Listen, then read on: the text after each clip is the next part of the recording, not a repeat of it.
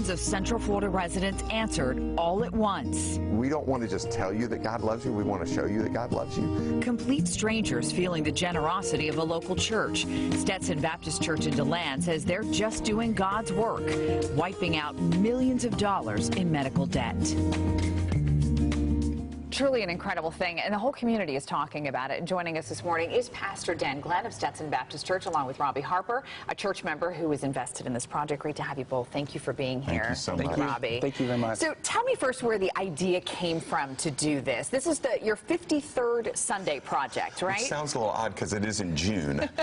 Is this based on a fiscal year? Our fiscal year runs July to June. Got it. We had 53 Sundays from July to June. Typically in our church, we divide our budget need by 52 because of 52 weeks in a year. So the 53rd Sunday was an opportunity for us to do something a little bit different. So how did you approach the congregation with this? Did you say, we've got an idea about how we'd like to spend the money, or what? How did this all go down? We actually, on June the 9th, I preached a sermon, and I told them that, I told our church that what we need to do is we need to love the people that Jesus loved and love how Jesus loved. And that's in a real practical way. And so we shared that we were going to take an offering for the express purpose of giving it away.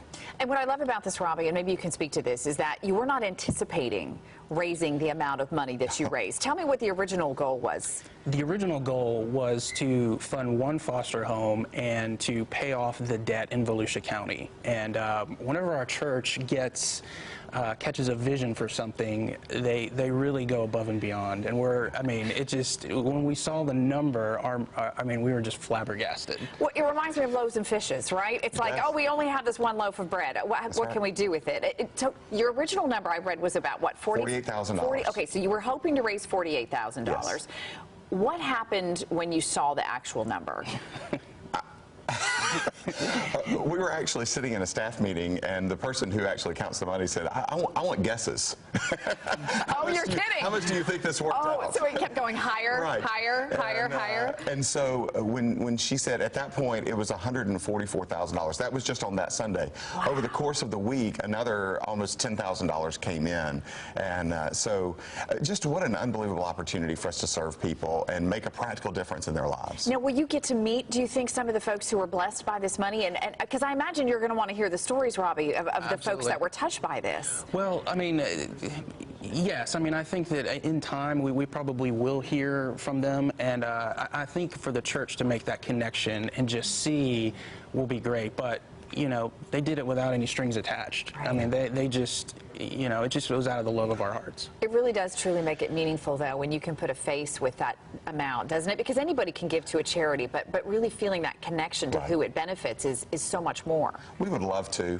We would love to hear from the people, because there will be letters that will be sent out over the next couple of weeks that will give people an opportunity to know that their debt has been forgiven, which is a wonderful thing. We'd love to hear from them, regardless though of whether or not we hear from them. Our goal in hearing from them would not be for them to say thank you.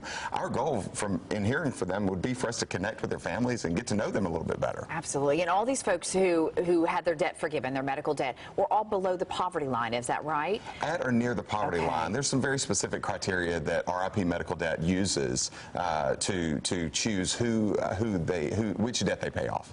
Any church can take a surplus, right, and do with it anything they choose. You could build a new building. You could, buy a church van.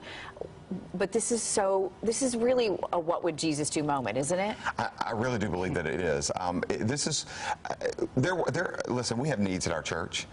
There are certain projects that we could have done, but to be able to look at the opportunity to say, we're gonna take an offering for the express purpose of giving every single dime of it away. I think that's a wonderful thing, and I'm excited about being a part of it. Robbie, you want to set a goal for next year? I don't know. We'll see what happens. Well, it's going to be hard to top this, you guys. It's truly incredible. So, two charities very blessed by you guys and a whole lot of people. So, thank you so much, Pastor Dan, Robbie, for coming in this morning from Stetson Baptist Church. Wow, incredible. All right.